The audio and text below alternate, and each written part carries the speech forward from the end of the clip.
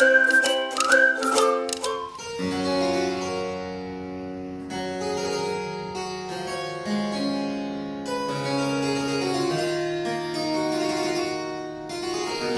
3, at the antechamber adjoining Imogene's apartment. And Floten has wanted to have some musicians to sing for her. Your lordship is the most patient man in loss, the most coldest that ever turned up ace. It would make any man cold to lose. But not every man patient after the noble temper of your lordship. You are most hot and furious when you win. Well, winning will put any man into courage. If I could get this foolish Imogen, I should have gold enough. It's almost morning, 'tis not? Day, my lord. I would this music would come. I am advised to give her music o' mornings. They say it will penetrate. Come, tune, if you can penetrate her with your fingering, so we'll try to tongue too. If none will do, let her remain. But I'll never give over. First, a very excellent, good conceited thing. After, a wonderful sweet air, with admirable rich words to it. And then let her consider. Hark, Hark, hark, the lark ahead. Great swings. Ah, you will sing the song for me. Go ahead, you're going to sing? Are you going to sing it? I don't know. We did it on stage and we had the whole audience singing. It was wonderful. I just can't see. Along. The Phoebus arise, his steeds to water at the springs of chalice flowers that lies, and winking merry buds begin to ope their golden eyes with everything that pretty is. My lady sweet, arise, arise, Arise. So, get you gone. If this penetrate, I will consider your music. Better, the better. If it do not, it is not a vice in her ears, which horsehairs and calves' guts, nor the voice of unpaved eunuchs to boot, can ever amend. Here comes the king. I'm glad I was up so late, for that's the reason. I was up so early. He cannot choose but to take this service I have done fatherly. Good morrow to your majesty and to my... Oh, yes. Good morrow, good morrow. my gracious mother. Attend you here the door of our stern daughter? Will she not come forth? I have assailed her with music, but she vouchsafes no notice. The exile of her minion is too new, and she hath not yet forgot him. Some more time must wear the prior of this remembrance out, and then she's yours. You are thus bound to the king, who lets go by no advantages that may confer you to his daughter. Train yourself to ordering, soliciting, and befriended with aptness of the Caesar. Make denials, increase your services, so seem as if you were inspired to do those duties which you tender to her, that you and all obey her. Say, when command to your disposition tends, and therein you are senseless. Senseless? Not so. So, like you, sir ambassador from Rome, the one is Caius Lucius. Caius Lucius, oh, a worthy fellow. Albeit he comes on angry purpose now, but that'll be no fault of his. We must receive him according to the honor of his sender, and towards himself his goodness for spent on us. we must extend our notice, our dear son.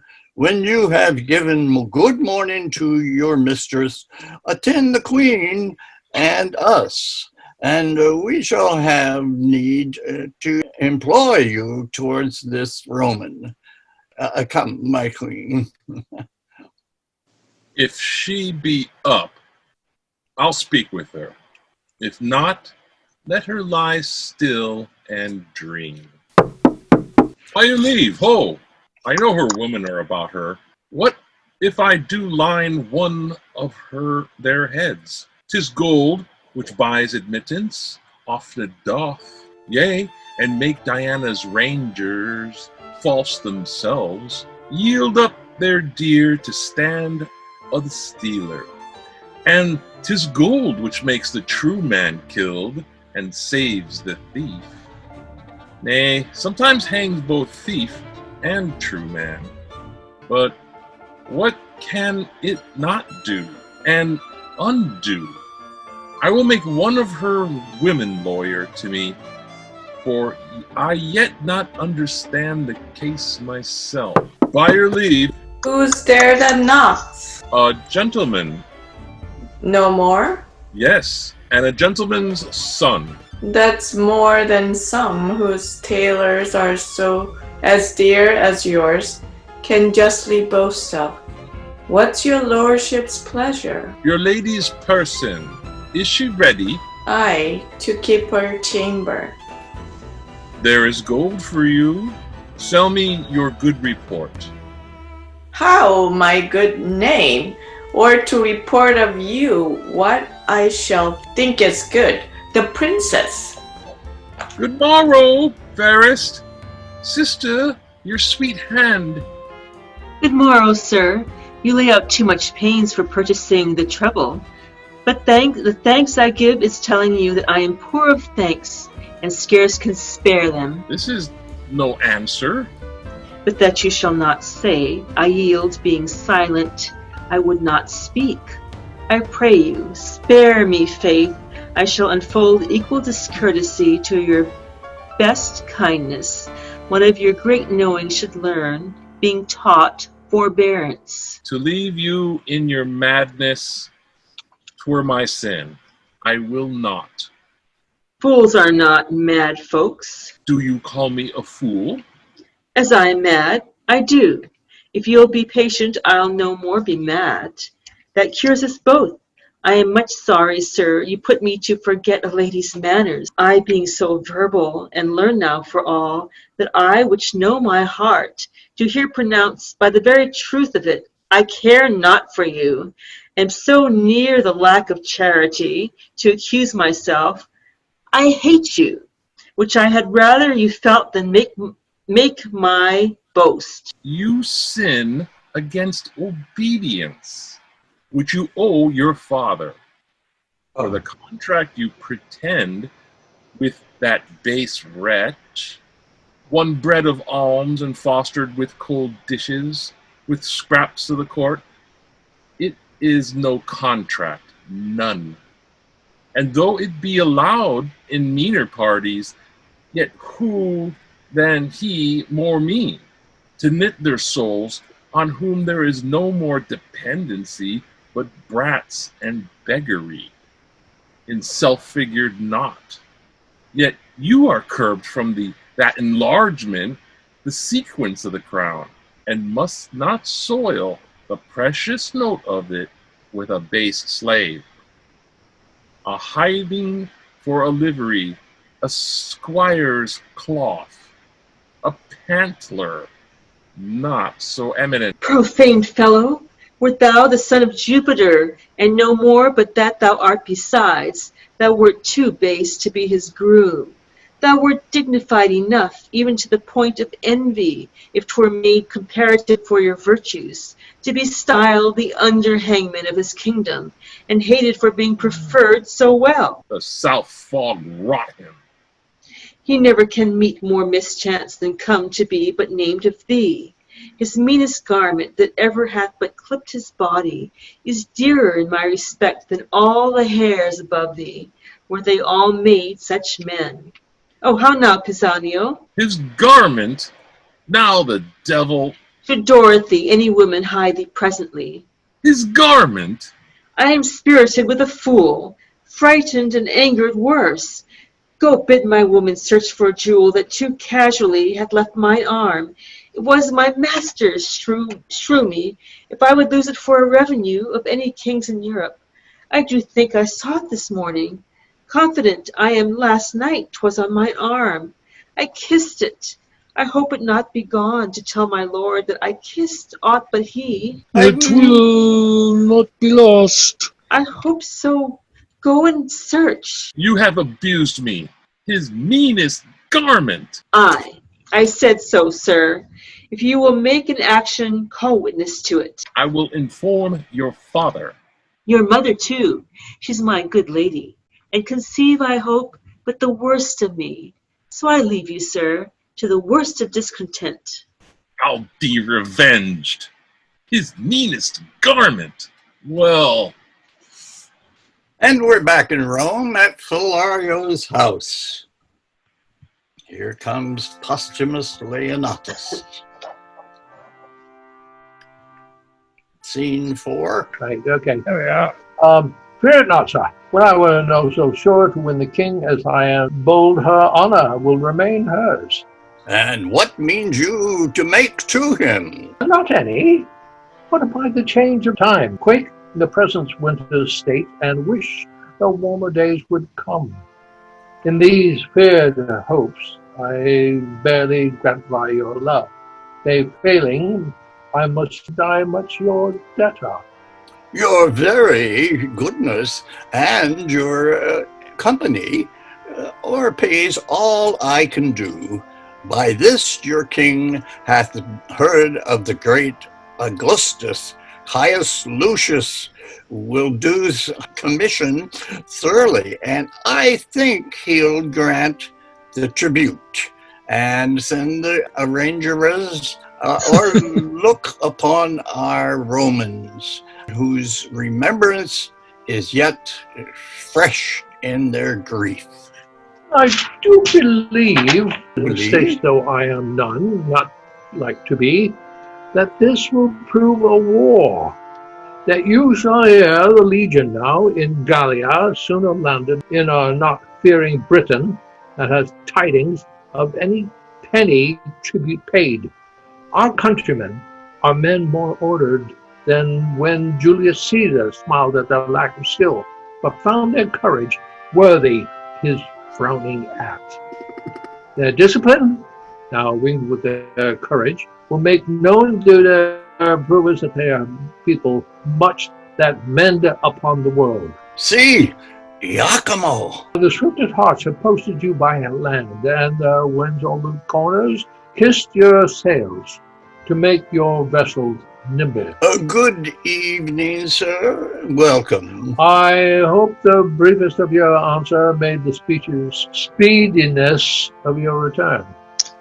Your lady is one of the fairest that I have looked upon.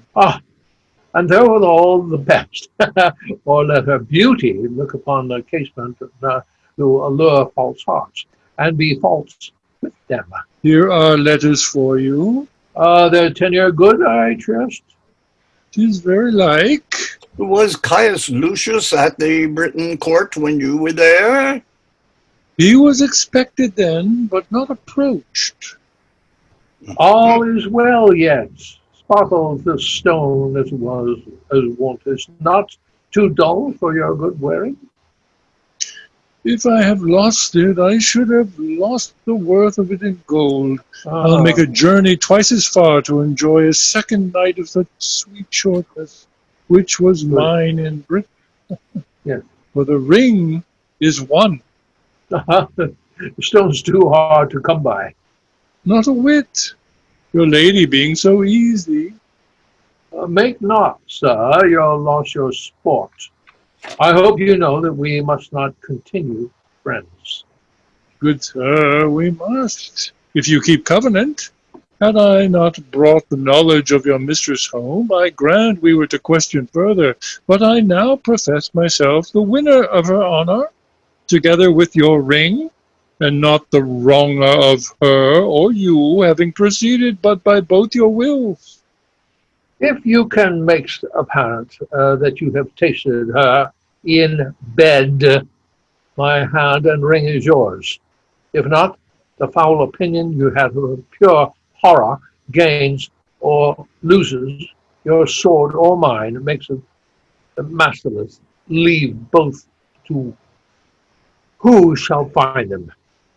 Sir, my circumstances, being so near the truth as I will make them, must first induce you to believe, whose strength I will confirm with oath, which I doubt not you'll give me leave to spare, when you shall find you'll need it not. Proceed. First, her bedchamber, where I confess I slept not, but profess had that was well worth watching. It was hanged with tapestry of silk and silver. The story, proud Cleopatra, when she met her Roman, and Cydnus swelled above the banks. Or for the press of boats, or pride, a piece of work so bravely done, so rich, that it did strive in workmanship and value, which I wondered could be so rarely and exactly wrought, since the true life was on it. No, this is true. And this you might have heard of here, but by me, or by some other. More particulars must justify my knowledge. Well, so they must. Or do your honor injury. The chimney is south chamber, and the chimney piece, chaste Diane bathing. Never saw I figures so likely to report themselves. The cutter was as another nature, dumb, outwent her, motion and breath left out. This is a thing which you might have relation likewise reap, being, as it is, much spoke of. The roof of the chamber with golden cherubims is fretted. Her andirons, I forgot them, were 2 winking cupids of silver, each on 1 foot standing, nicely depending on their brand. This is her honor. Let it be granted that you have seen all this, and praise be given to your remembrance. The description of what is in her chamber, nothing saves the wager you have laid. Then, if you can, be pale, I beg, but leave to the air this jewel. See! And now 'tis up again. It must be married to that your diamond. I'll keep them. Jove, once more let me behold it. Is it that which I left with her? Sir, I thank her, that she stripped it from her arm. I see her yet. Her pretty action did outsell her gift, and yet enriched it too. She gave it me, and said she prized it once. Maybe she plucked it off to send to me. She writes so to you, does she? I swear, I love you. If you but said so, 'twere as deep with me. If you swear still, your recompense is still that I regard it not. Oh, no. It is true. Take this too. 'Tis a basilisk unto mine eyes. Kills me to look on.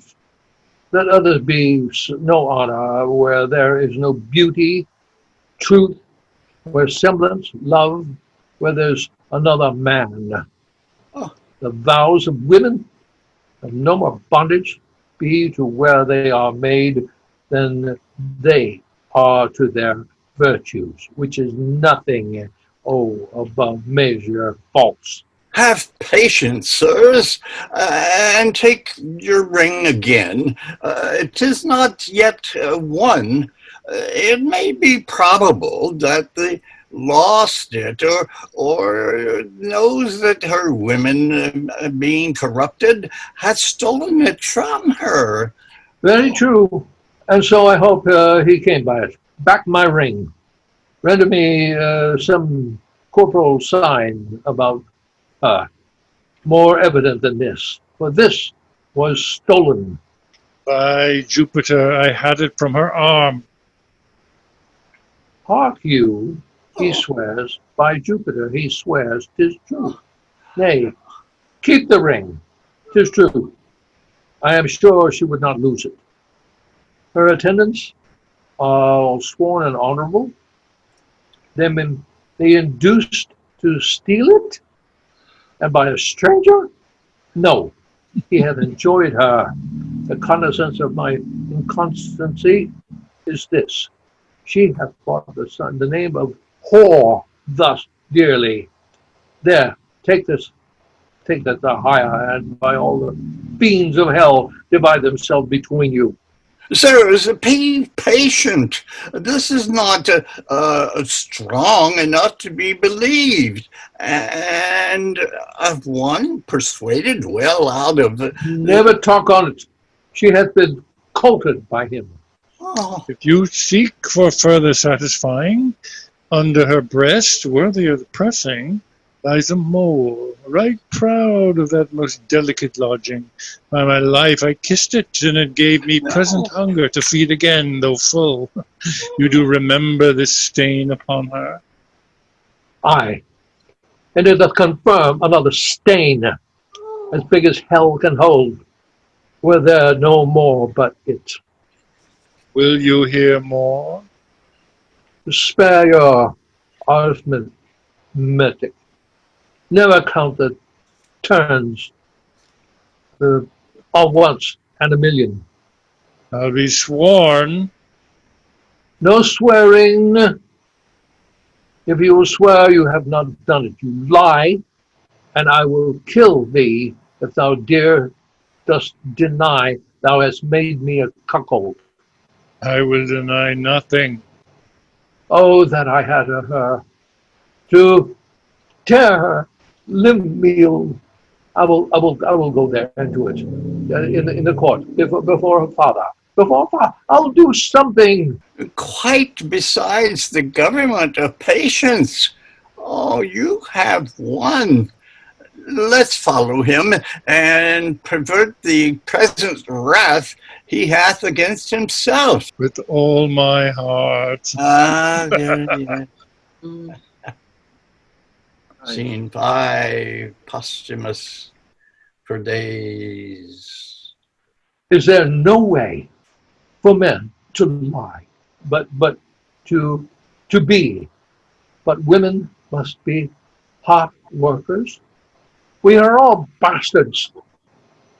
And that most venerable man, which I did call my father, was I know not where I was stamped. Such coiner with his tools made me a counterfeit. Yet my mother seemed dying of that time. So doth my wife, the nonpareil of this. Oh, vengeance, vengeance! Me, the lawful pleasure, hath she restrained, and prayed me of forbearance. She did with a prudency that so rosy, sweet view on it, might well have warned with old Satyr that I thought her as chaste as unstable snow. Oh, all the devils! This yellow Giacomo, as in an hour, was not, or less. At first, perchance he spoke not, but like a full accompanied bear, a German one, cried, "Oh!" and mounted, and found no opposition but what he looked on, for he should oppose, and she should from encounter guard. Could I find out the woman's part in me? For there's no motion that tends to vice in man. But I affirm it is the woman's part, for be it lying, note it, the woman flattering hers, deceiving hers, and lust, rank thought, and hers, her revenges, hers, ambitions, covenants, change of prize, disdain, nice longing, slanders, mortality, all false that name, nay, that hell knows. Why hers, in part of all, but rather all, even to vice. They are not constant, but are changing still. One vice, but of a minute old for one. Not half so old as that. I'll write against them, detest them, curse them. Yet 'tis greater skill to ensue to pray that they have their will.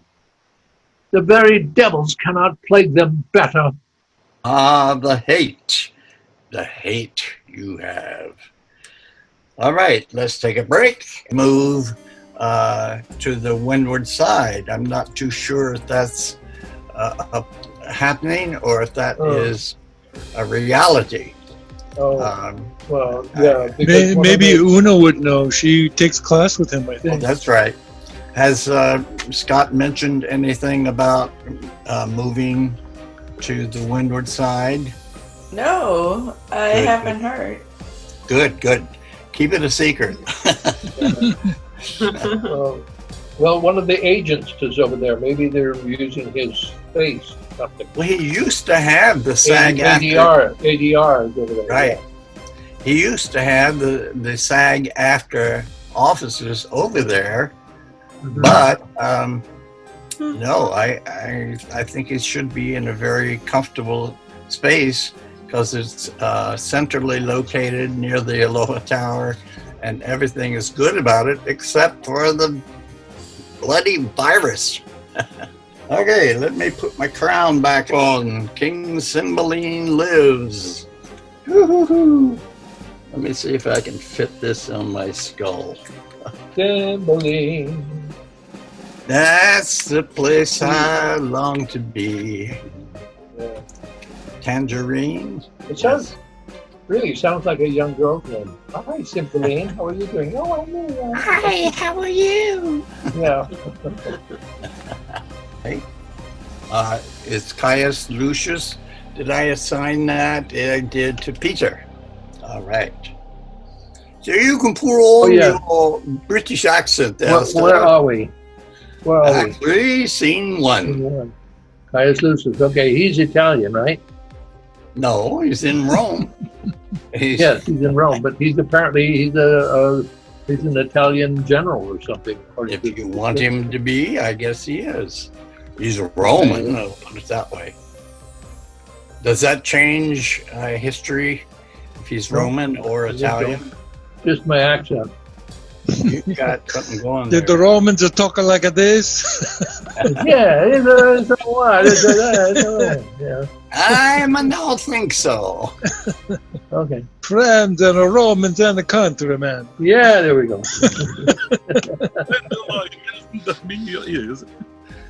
All right. Mikey's got the rock and roll going there tonight. I don't know if he's in a rocking chair. Yeah, sorry. I hope I'm not making you guys seasick.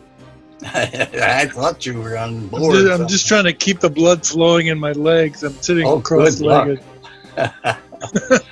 I understand that feeling. All right.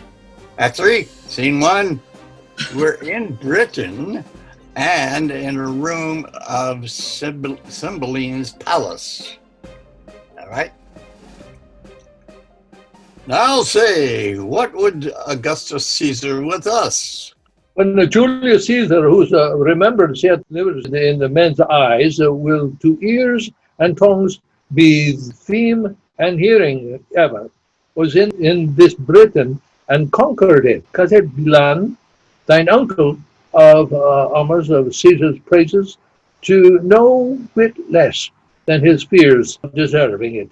For him is a succession granted Rome tribute, yearly £3,000, which by thee lately is untended. And to kill the marvel shall be so ever. There be many Caesars, ere such another Julius. Britain is a world by itself, and we will nothing pay for wearing our own noses. That opportunity, which then they had to take from us, to resume We have again, remember, sir, my liege, the kings, your ancestors, together with the natural bravery of your isle, which stands at Neptune's heart, ribbed and paled in with rocks unscalable, and roaring waters with sand that will not bear your enemies' boats, but suck them up to the top mast.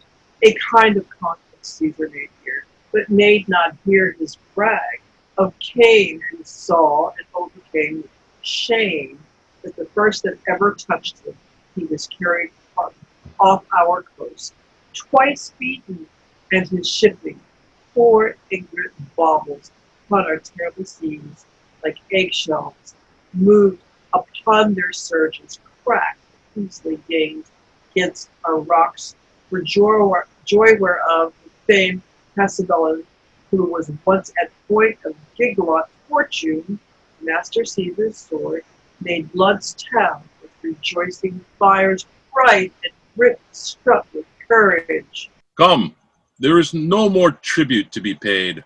Our kingdom is stronger than it was at that time, and, as I said, there is no more such Caesars. Another of them may have crooked noses, but to owe such straight arms, none. Son, let your mother finish. And We have yet many among us can gripe as hard as Cymbeline. I do not say I am one, but I have a hand. Why tribute? Why should we pay tribute? If Caesar can hide the sun from us... hello. Excuse me. Keith just fell over. Are you all right? God, it's still working, thank you. Dude. It's a comedy. Cloten is being in character, that's obvious. Oh, it's Jove and tributes. Why should we pay tribute? If Caesar can hide the sun from us with a blanket, or put the moon in his pocket, we will pay him tribute for light. Else, sir, no more tribute. Pray you now. You must know, till the injurious Romans did extort this tribute from us. They were, let me give myself more light here. They were free, and Caesar's ambition, which swelled so much that it did send a stretch that's or the sides of the world against all color, here did put the yoke upon us, and which to shake off becomes a warlike people, whom we reckon ourselves to be. We do say then to Caesar, our ancestor, was that Multimucius, which was ordained our laws, and whose use that sword of Caesar hath too much mangled, whose repair and franchise shall, by the power we hold, that be our good deed. Sir Rome be therefore angry, and though Rome be very angry, and Multimucius made our laws, who was the first of Britain which did put his brows within a golden crown, and called himself a king. I am sorry, Cymbeline. I'm sorry, Cymbeline, that I am pronounced Augustus Caesar, that thou hast kings from servants, them thyself domesticate officers, thine enemy. Receive it from me then. War and confusion the Caesar's name pronounce I against thee. Look for fury not to be resisted. Thus defined, I thank thee for myself. Thou art welcome, Caius, and the Caesar knighted me My youth I spent much under him, and of him I gathered the honor, and which he to seek of me again perforce behooves me keep an uttermost. I am perfect that the Parnanians and Dalmatians, their liberties are now in arms, a precedent which, not to be read, would show the Britons cold, and so Caesar shall not find them. Let the proof speak. His Majesty bids you welcome. Make pastime with us a day or two, or longer. If you seek us afterwards in other terms, you shall find us in our saltwater girdle. If you beat us out of it, it is yours.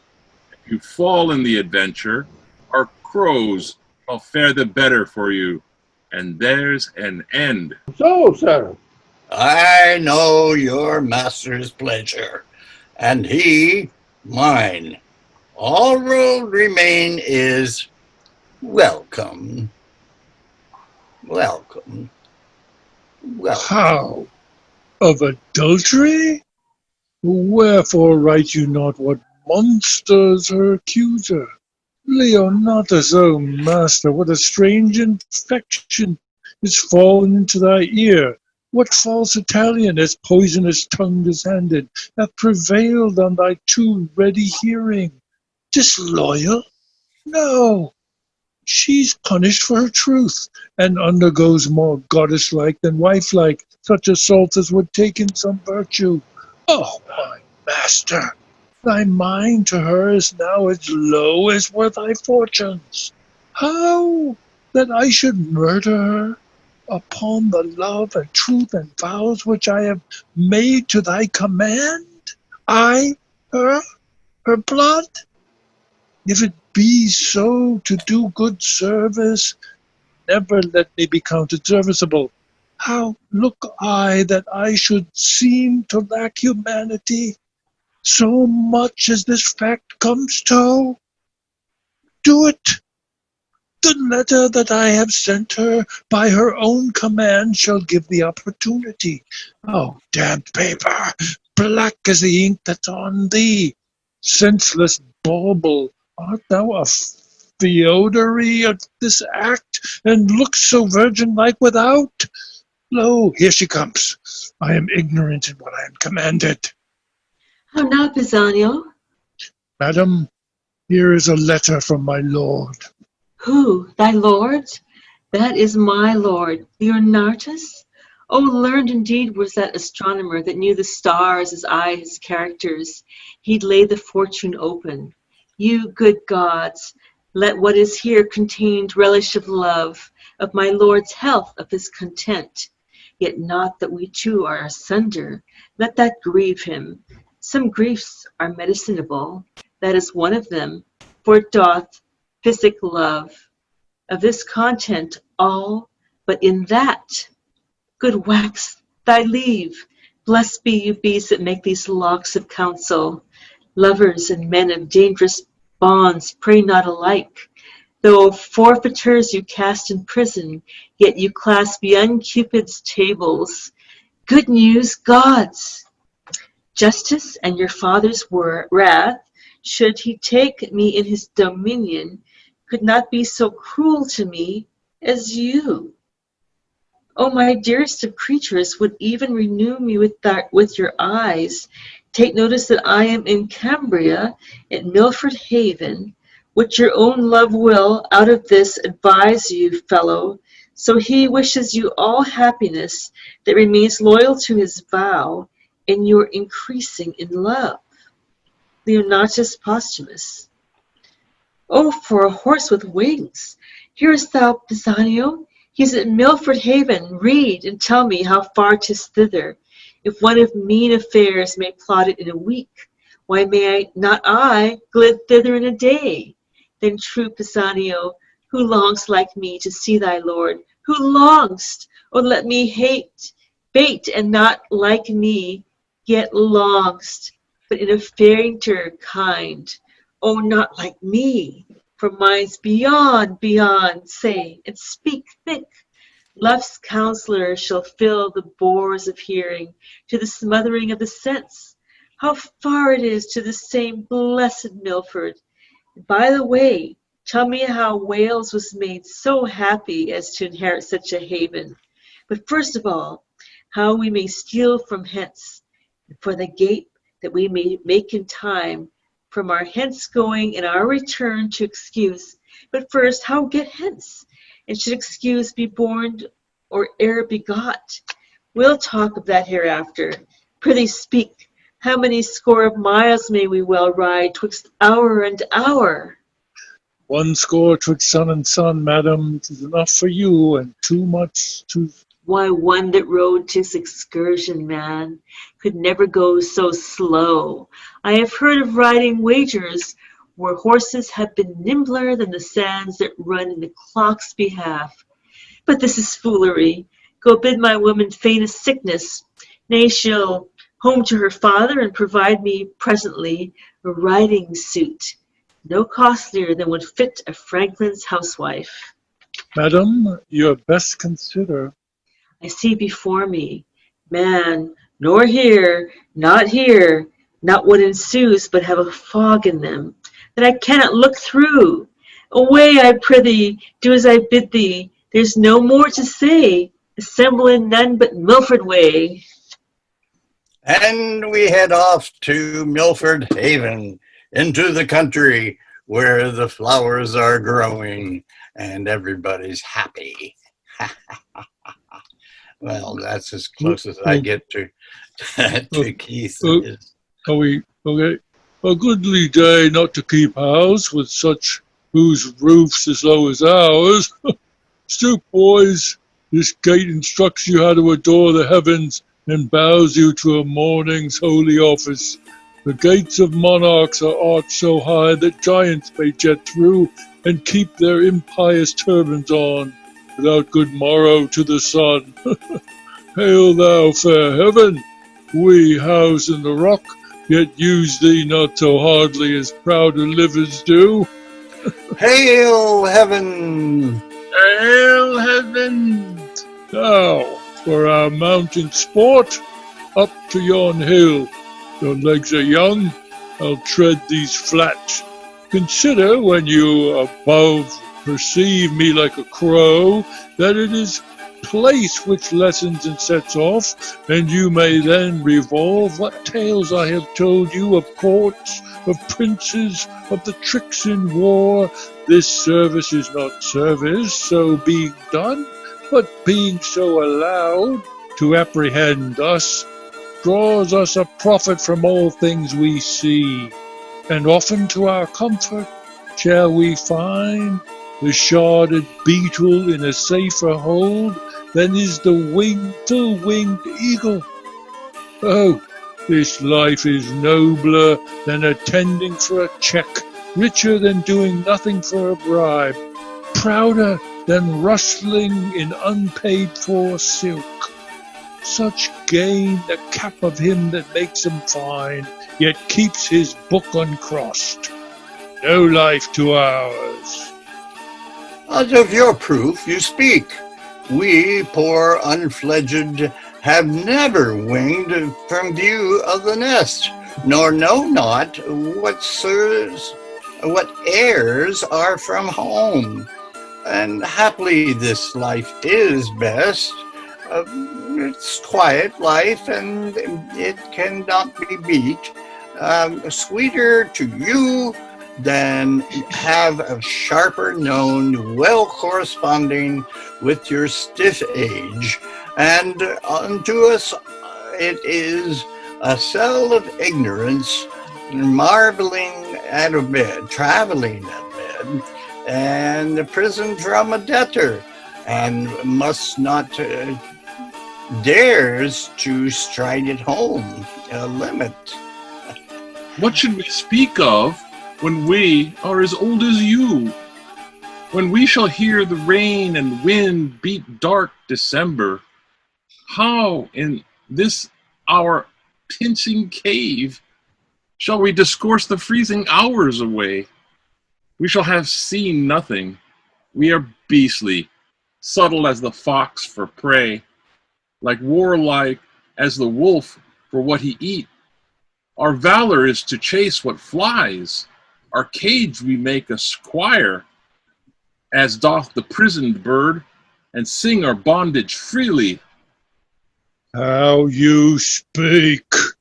Did you but know the city's usuries, and felt them knowingly, the art of the court as hard to leave as keep, whose top to climb is certain falling, or so slippery that the fear's as bad as falling. The toil of the war, a pain that only seems to seek out danger in the name of fame and honor, which dies in the search, and hath as oft a slanderous epitaph as record of fair act, nay, many time doth ill deserve by doing well. What's worse, must court see at the censure. Oh, boys, this story the world may read in me. My body's marked with Roman swords, and my report was once first with the best of note. Cymbeline loved me, and when a soldier was the theme, my name was not far off. Then was I as a tree, whose boughs did bend with fruit. But in one night, a storm, a robbery, call it what you will, shook down my mellow hangings, nay, my leaves, and left me bare to weather. Uncertain favour? My fault being nothing, as I've told you of, but that two villains, whose false oath prevailed before my perfect honour, swore to Cymbeline I was confederate with the Romans. So followed my banishment, and this 20 years, this rock and these domains have been my world, where I have lived in honest freedom, paid more pious debts to heaven than in all the fore-end of my time. But up to the mountains, this is not hunter's language. He that strikes the venison first shall be the lord of the feast. To him the other two shall minister, and we will fear no poison which attends in place of greater state. I'll meet you in the valleys. How hard it is to hide the sparks of nature. These boys know little they are sons to the king, nor Cymbeline dreams that they are alive. They think they are mine, and though trained up thus meanly in the cave wherein they bow, their thoughts do hit the roofs of palaces, and nature prompts them in simple and low things to prince it much beyond the trick of others.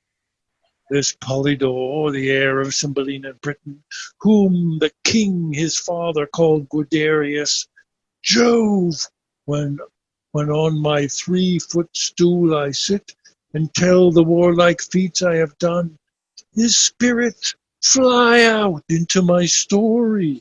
Say, thus mine enemy fell, and thus I set my foot on his neck. Even then the princely blood blows in his cheek. He sweats, strains his young nerves, and puts himself in posture that acts my words. The younger brother, Cadwal, once Arviragus, in is like a figure, strikes life into my speech, and shows much more his own conceiving. Hark, the game is roused. O Cymbeline, heaven in my conscience knows thou didst unjustly banish me, whereon at 3 and 2 years old I stole these babes, thinking to bar thee of succession, as thou reft'st me of my lands. Europhile, thou wast their nurse, and took thee for their mother, and every day do honour to her grave. Myself, Valerius, that am Morgan called, they take for natural father. The game is up. Sherlock Holmes speaks. uh, just to give you Oh a my plot God. outline there, Belarius has taken the two boys away from King Cymbeline because he lost his lands, and so he thinks he'll raise the boys instead of having Cymbeline have a son. Therefore, we're worried about what's happening with Cloten. Oh, the All plot right, thickens. Okay. scene 4, near Second. Milford Haven. Thou toldst me when we came from horse, the place was near at hand. Ne'er longed my mother so to see me first as I have now. Pisanio, man, who is Posthumus? What is in thy mind that makes thee stare thus? Wherefore breaks that sigh from the inward of thee? One but painted thus would be interpreted a thing perplexed, being beyond self-explication, put myself into a behavior of less fear, ere wilderness vanquish my stater senses. What's the matter? Wise tender thou that paper to me with a look untender. If it be summer news, smile to it before. If winterly, thou needst but keep thy countenance still.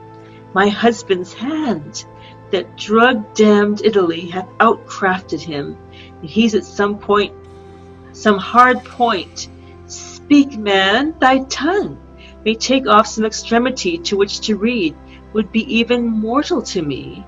Please you read, and you shall find me, wretched man, a thing the most disdained of fortune. Thy mistress, Pisanio, hath played the strumpet in my bed. The testimonies whereon lie bleeding in one. I speak not out of weak surmises, but from proof as strong as my grief, and as certain as I expect my revenge. That part thou, Pisanio, must act for me, if thy faith be not tainted with the breach of hers. Let thine own hands take away her life. I shall give thee opportunity at Milford Haven. She hath my letter for the purpose, where, if thou fear to strike, and to make me certain it is done, thou art the pander to her dishonour, and equally to me disloyal. What shall I need to draw my sword? The paper hath cut her throat already. No, 'tis slender, whose edge is sharper than the sword, whose tongue outvenoms all the worms of Nile, whose breath rides on the posting winds and doth belie all corners of the world. Kings, queens, and states, maids, matrons, nay, the secrets of the grave, this viperous slander enters. What cheer, madam? False to his bed? What is it to be false? To lie and watch there, and to think on him? To weep twixt clock and clock, if sleep charged nature, to break it with a fearful dream of him, and cry myself awake that's false to's bed? Is it? Alas, good lady. I false? Thy conscience witness Iacmo, thou didst accuse him of incontinency, then looked like a villain. Now methinks thy favour's good enough. Some jay of Italy, whose mother was her painting, hath betrayed him. Poor I am stale, a garment out of fashion, and for I am richer than to hang by the walls, I must be right. Ripped to pieces with me. Oh, men's vows are women's traitors. All good seeming be thy revolt. O husband shall be thought put on for villainy, not born where it grows, but worn a bait for ladies. Good madam, hear me. True honest men being heard, like false Aeneas, were in his time thought false. And Simon's weeping did scandal many a holy tear, took pity for most true wretchedness to thou, Posthumus. Wilt thou lay the leaven on all proper men, goodly and gallant shall be false, and perjured from thy great fall. Come, fellow, be thou honest. Do thou thy master's bidding when thou seest him?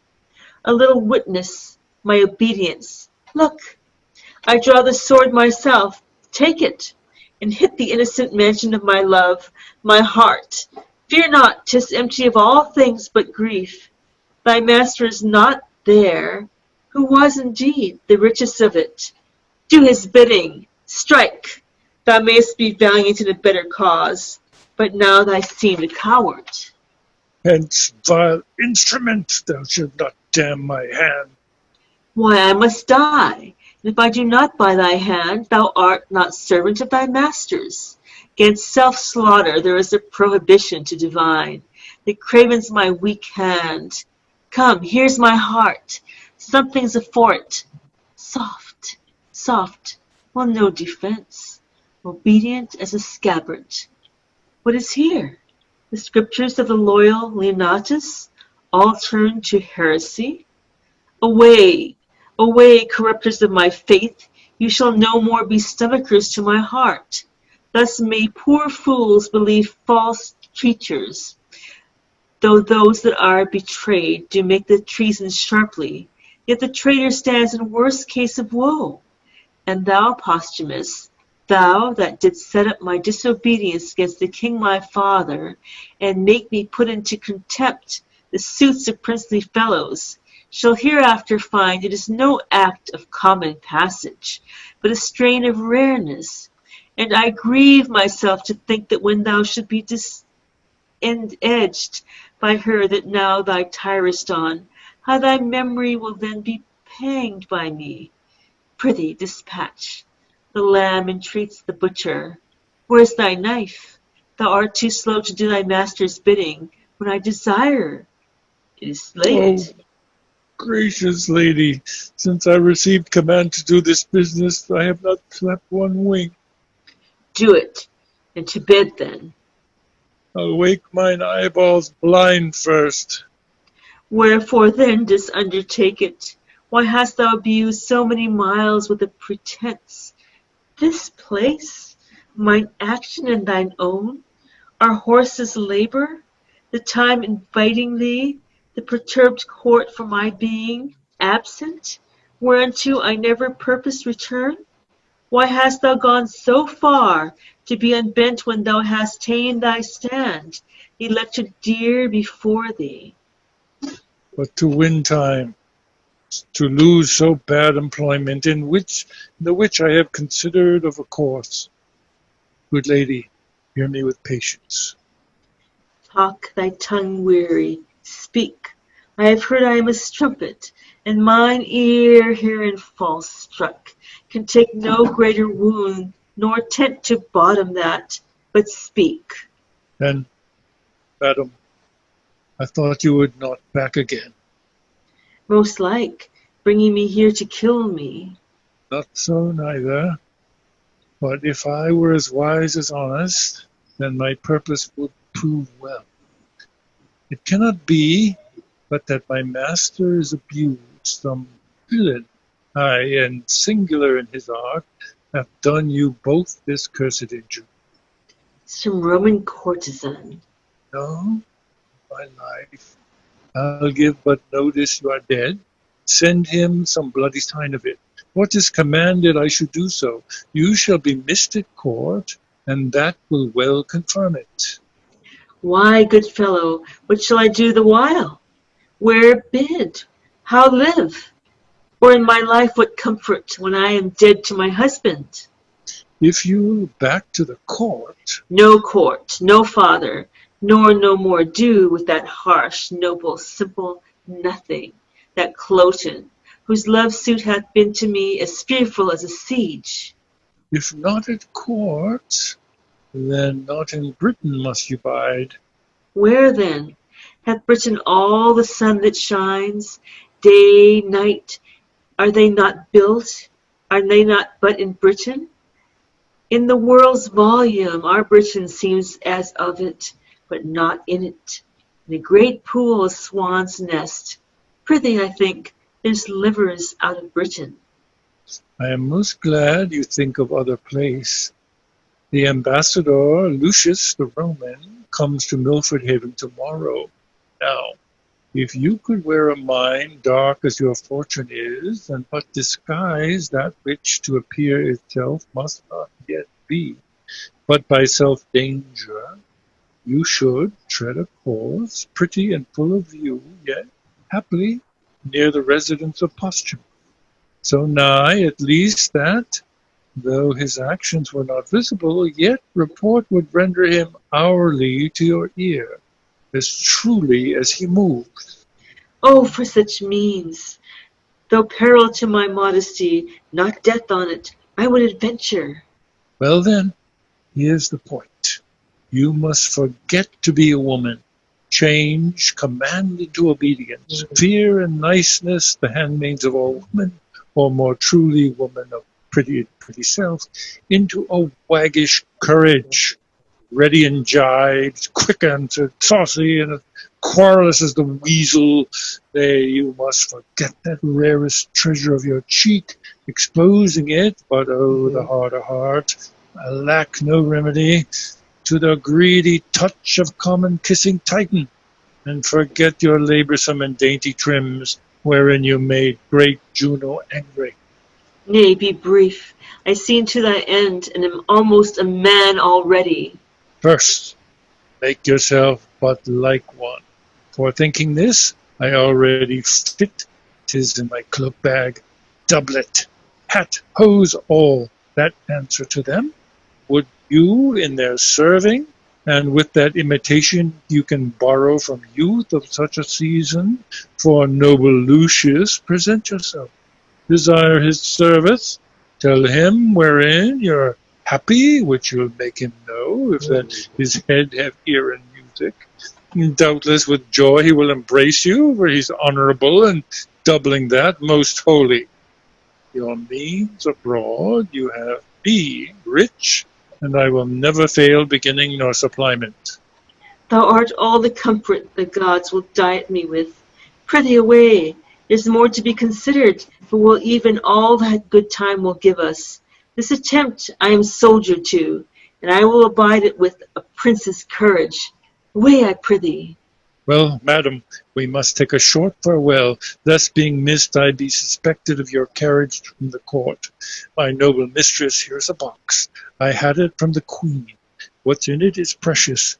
If you are sick at sea, or stomach qualm in the land, a dram of this will drive away distemper to some shade and fit you to your manhood. May the gods direct you to the best. Amen. I thank thee. All right, we're back in Cymbeline's palace, scene 5. Thus far, and so farewell.